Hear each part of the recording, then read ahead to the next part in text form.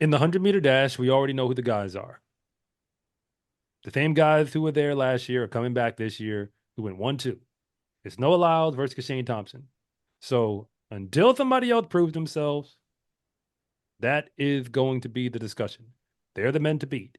So we got 60s on the board for both of them. Indoors, to clarify, just to clarify. Indoors. And Indoors. with that in mind, well, what should we really expect now that we have some actual evidence from the year 2025 about the future of this season with regards to them? So with Kashane and Noah, so Kashane, he ran 6.56 indoors in the 60, and Noah ran 6.52 in the 60. And both of them, from my understanding, they're shutting things down. Yeah. When we look outdoors now, so Kashane, he didn't run anything indoors last year, and he ended up finishing with 9.77 in the 100, and then of course 9.79 to get the silver at the Olympics. Noah, he ran a full indoor season. He ran 6.43, I think was his indoor best. And then he went outdoors, ran 9.79. I think I have two different opinions for both of them. I'll start with Kashane. I actually expect Kashane, considering what he did based on his indoors and coming off of last year, I expect Kashane to run a lot faster than what he did last year. Now, a lot doesn't mean he's going to run 9.6 or a world record. I'm not on that Okay. train yet. But Okay. Because that was going to be the question on my end, and I'm sure the comment section is there. listen, I'm not jumping to any world record is different. Usain Bolt is different. 9.6 is you've spoken about how hard it is to run a 9.6. Like that, like I'm not giving anyone 9.6s until I see someone capable of Sure. doing it. But I think Kashane will probably get into like that 9.75, maybe down to like 9.73 range, considering again what he's coming off of. The fact that he even ran indoors at the top of this year, showing that at least he's healthy. He's, taking a couple different, steps to be able to like try some different things, compete a little more often. I think he'll be able to improve. And I think he's also hungry coming off of that silver. Like everyone knows him now for getting second. I don't think he wants that on his name right now. So he wants to go outdoors, win a world title, and run a little bit faster than what he did. So yeah, I think Shane he'll probably run a little bit faster outdoors. Well, okay, let's go there. I mean, just focusing on him, but Hmm. him in relationship to Noah. Yeah. Well, one way to have the conversation is to use dumb idiot logic and just look at the times. 6:52, 6:56 indoors. What did that tell you? I'm not even going to just say raw time. I'm not even going to Mm. say that. I'm going to say, sum total average. Like, what is that telling us? It's telling me that Noah's probably going to, right? If we're going off of this, there's obviously deeper analysis. Right now, it's saying Noah's probably going to be there at 60 with him. Who you got Mm. if they're at 60 together? I mean, right now, of course, Noah. Like I'm Like, taking Noah. if fast I mean, we forward to saw it. September, October, whenever this championship race is going to be run, let's assume they're both in the final. If they are neck and neck, like step for step at 60, at that point, I'm already preparing to make the video about Noah. I'm already the camera already up. I'm already ready to go. Man. So okay, so you're So that confident that like based on what we've seen so far that Noah at least has a step just based on what we know on paper. I mean, we know more than paper. We got the Noah don't need me to be his street team. Like I'm not the I'm not like I don't have a horse in the race. I'm just a fan of the sport. Like I don't even know if you ask me who my favorite sprinter is right now, I'd struggle to even give you an answer. Yeah. I'm just using my head for more than a hat rack. If you consider what this man has accomplished in the 200 before coming to the one, let's keep that in mind. Keep all of that in perspective. And now we're dealing with what he's already done in the one because he's won all of these Hmm. hundreds, the ones that are the biggest races. Even the Olympic trials race, he was not ahead at 60. He No. wasn't right there at 60. He was still in the pocket trying to get there.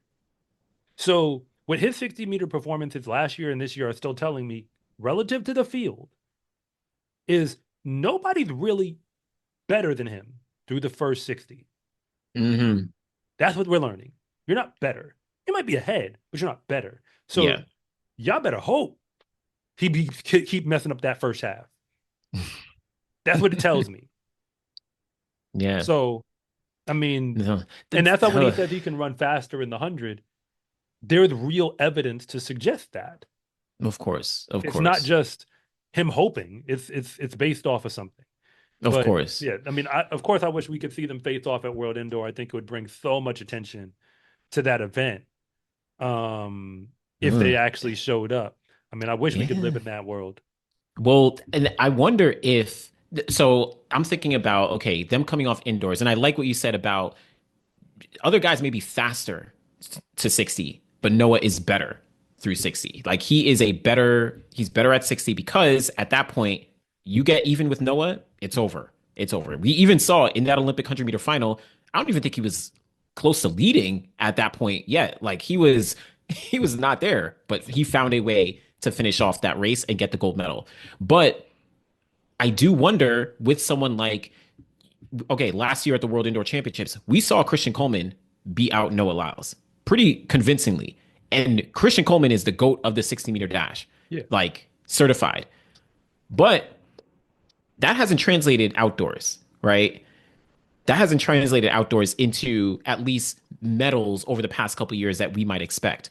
Noah, it's translated for him, but that's not always gonna. I guess it's not always gonna be a one-to-one, scenario where someone like Kishane, who's a little bit newer, he's dipped his toes into the 60-meter now, so maybe that's gonna be a big benefit for him where he starts to really turn things up. He's really starting to run. Because all right, let me put it like this. I feel like Kishane is he could consistently run 9.7s. He can get to a point where we might see him consistently running 9.7s. Okay. When you say consistently, you mean Like like nine we would seven see three nines. weeks in a row on the circuit of 9.7, or like I'm just trying to get a picture of what that means. So Because ain't nobody run consistently 9.7 since Bolt left. I think Ain't that Kishane nobody. has I Not think one that human Kishane being. has the talent to get to that point. Now, I don't know if it's going to happen in 2025. And I don't know if like he'll do that at the World Championships in the final, like he'll 100% run like 9.7 whatever to be able to beat Noah, but I think he could get to a point where he consistently runs 9.7s.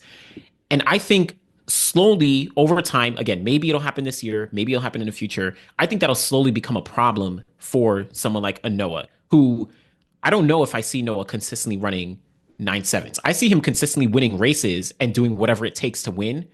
But at a point, I don't know if he's going to be able to keep up. Now, I mean, are we talking off of things we've? I'm not okay. I want to see where this point is going.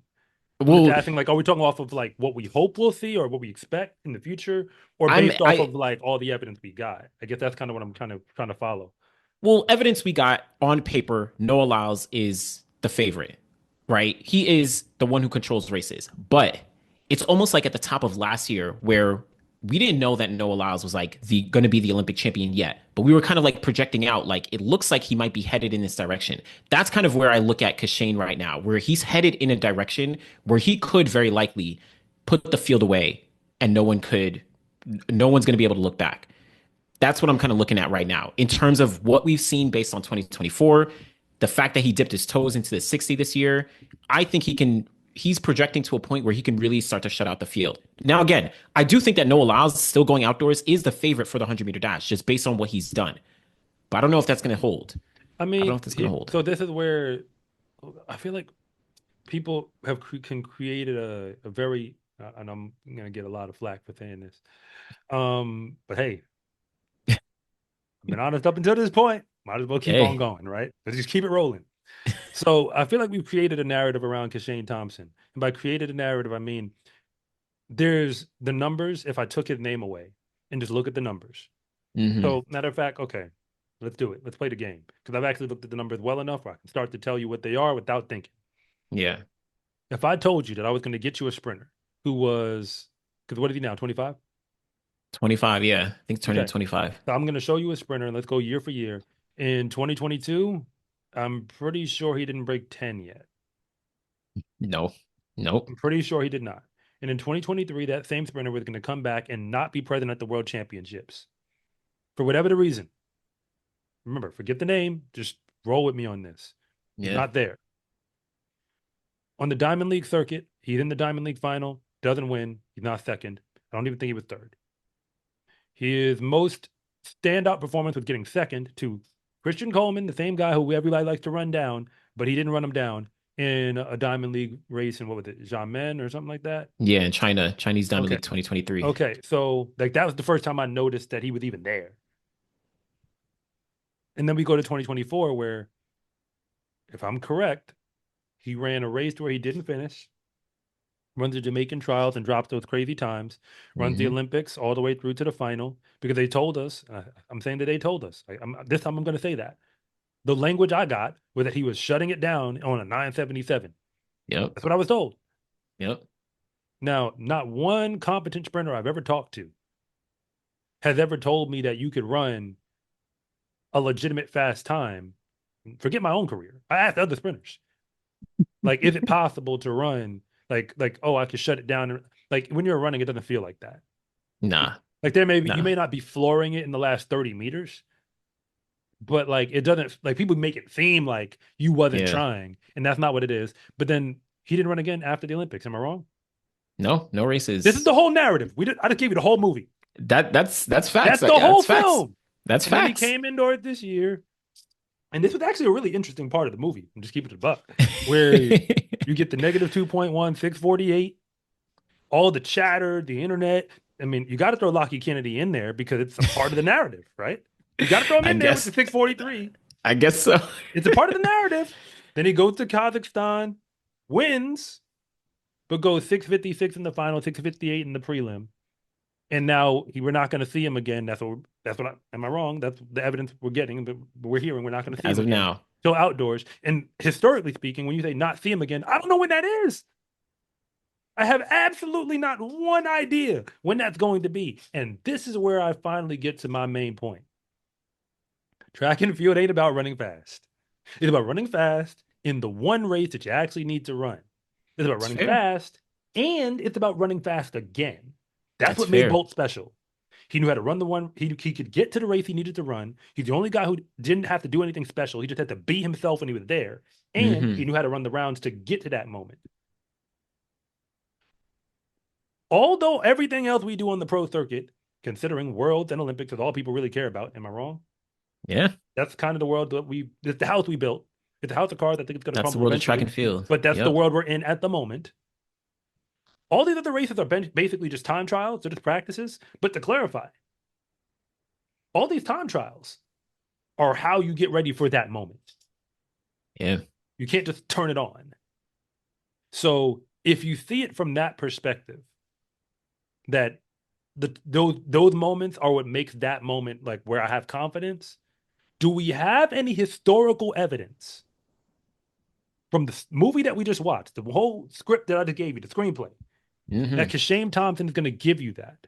So now you're betting on that, hey, I need you to give me that Ray Allen three in the corner in the NBA Finals that we were about to lose the game and we was going to be the season was going to be over. But I need that three in the corner and I need it right now. Yeah. You know how I got to add this. Before Ray Allen hit that shot, the shot that I'm describing that allegedly like helped save LeBron's legacy or something like that. They say he practiced that one shot. Like he practiced it. Like after their team practices, he would have a workout where he would back up and run to the corner without looking and get his feet in position, catch it and fire it. And they said he practiced it very regularly, but never took it in the game till that one moment in the finals. That's what I'm talking about. Yeah. Like the Olympic final, the World Championship final, that's when you use it. But you still gotta be ready for it. I haven't seen the report. Like I know Kishane got the talent to be in the moment. Of And he course, might of even win course. the moment. But it's just like this whole he gonna run away with it. Like I just don't until I want to see him go on the Diamond League circuit and run 4 or 5 races That's fair. That's and fair. dominate them. That's fair. I mean, that is very fair. Yeah, and I'm definitely going off of like a lot of potential for sure. And that's why I'm being clear like Noah is the favorite. There's like it's very very hard to put Noah Lyles in a race and pick against him. It's very hard to do that. And damn near impossible right now to pick against Noah Lyles. Like you said, if he's at 60, if he's doesn't even have to be even, he could be a couple meters behind like he was in the Olympic final. He could And technically I go might down. yeah, like I might still pick him. But when I look at someone like Kishane, who does have tons of talent, there's other athletes who have followed similar trajectories, like someone like an Elaine Thompson Hera back in 2015. Before 2015, she wasn't like the notable name that she was. Got to 2015, made the world championships in the 200, and got the silver medal. People weren't looking at her to become this double double Olympic champion at that point, but she eventually did become it because we kind of saw the talent, right?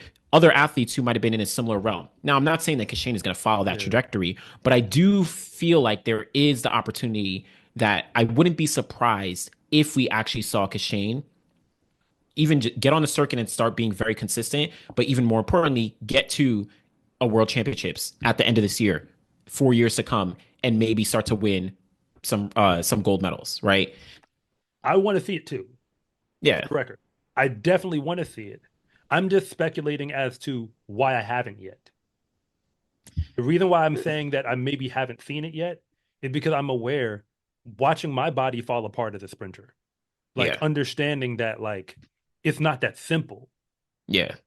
Like I think that's the thing when like because we're not the one doing it It's true. like that. Like it takes a lot.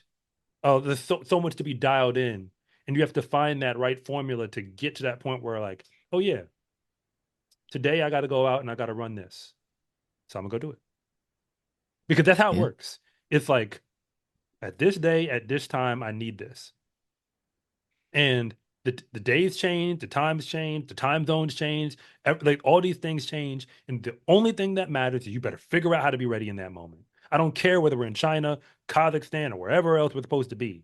You better figure out how on that track, and that is a skill. It's not just talent anymore. hmm Like it's a whole like Bolt figured it out. Like he figured out how to, you know, in what's the moment we need? When do you need me? All right, I'll be ready That's all then. that mattered. That's all Like, that mattered. like you go back to the drawing board, but to say like, okay, whatever we got to do is be ready at that moment. Noah has been doing that better than anybody else in the world, and we know that because he has the results to back it up. Yeah, he has it. He has it across the board, 100 and 200 at this point in his Yeah, career. except for the Olympic final in the 200, the last two Well, Olympics. yes, I mean, yes, That's that's those are true. the two most the biggest aberrations on his whole career That's true. But I because mean, at this point, it just it make don't no even matter. sense. It don't even matter to at least to him. He's you. If you told me that Noah was the double Olympic champion from 2024 and I didn't know anything about track, I might just believe you. The way, like the way that obviously he acts and like deservedly acts as the Olympic 100-meter champion. I mean, you know, 200 unfortunately seems like it's on the back burner. But yeah, So, all right, well, hey, look, I mean, we will see how this all where the chips fall. I want to see, you know, if we're going off of to use your argument, and this maybe I need to for those who stuck around this long, you get to catch this part. I admit, I don't even have to admit it. I'm happy to say it. The talent that we see displayed from Kishane Thompson at this time through the 100-meter dash, yeah, it's a level that's over here. I'm just Mhm. saying that, and maybe it's because I'm coming from non-track and field world. Like I didn't come up as a track guy. I Yeah. came up as a basketball player who eventually got into track when I realized I wasn't good enough to play basketball at the highest levels. And like the Division 1 level or what have you. And in that world, Vince Carter isn't the greatest player. He's a good player. He had an amazing talent.